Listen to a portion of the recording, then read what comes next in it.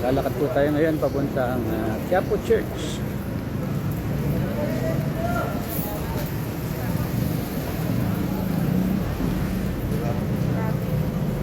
Diwalis pa kasi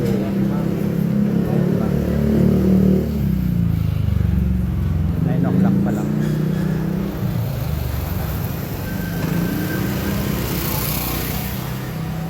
Lapit na tayo.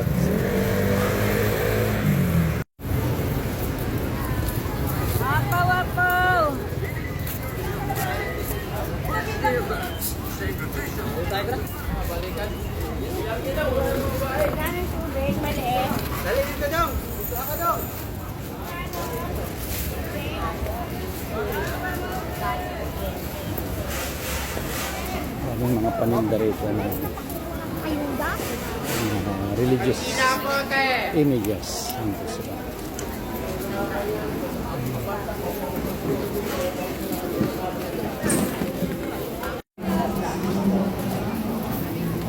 Ano, ate?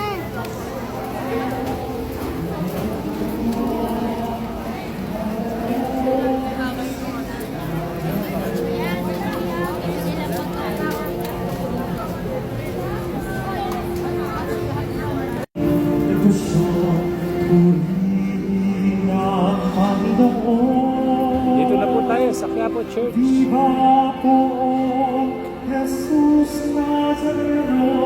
Sa inababa na ng prosesyon, sa simbahan pa rin ang tuloy. Sa inababa man ng prosesyon, sa simbahan pa rin ang tuloy. Kaya ito na po, Quiapo Church.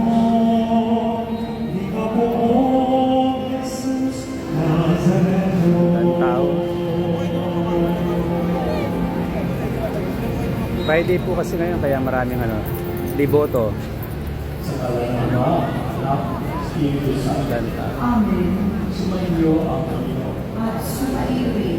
Mga kapatid, aminin natin ang ating mga kasalanan. Dito lang tayo sa labas, maraming tao. Inaabot Puno po yung simbahan. sa makapangyarihan Diyos at sa inyo mga kapatid, na lupa akong nagkasala sa isip, sa salita at sa gawa. Meron po misa. At sa aking pagkukulang. Meron po misa, maraming tao sa Kaya ko sa mahal na Birheng Maria.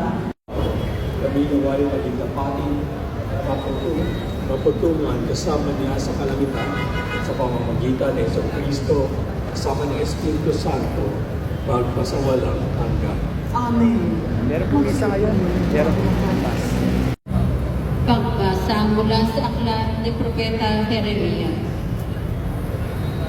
Nang pasimula ng paghahari sa muda ng Joaquin na anak ni Hosea, tumanggap si Jeremias ng pahayag mula sa Panginoon.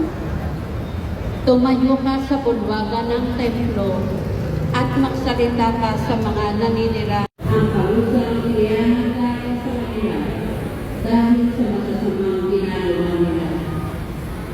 Sasabihin mo sa kanila, sinasabi ng Panginoon, kung hindi kayo makikinig sa akin. Ang pahayag na ito ni Jeremias ay napakinggan ng mga saserdote, ng mga propeta, at ng lahat ng taong nasa templo ng Panginoon.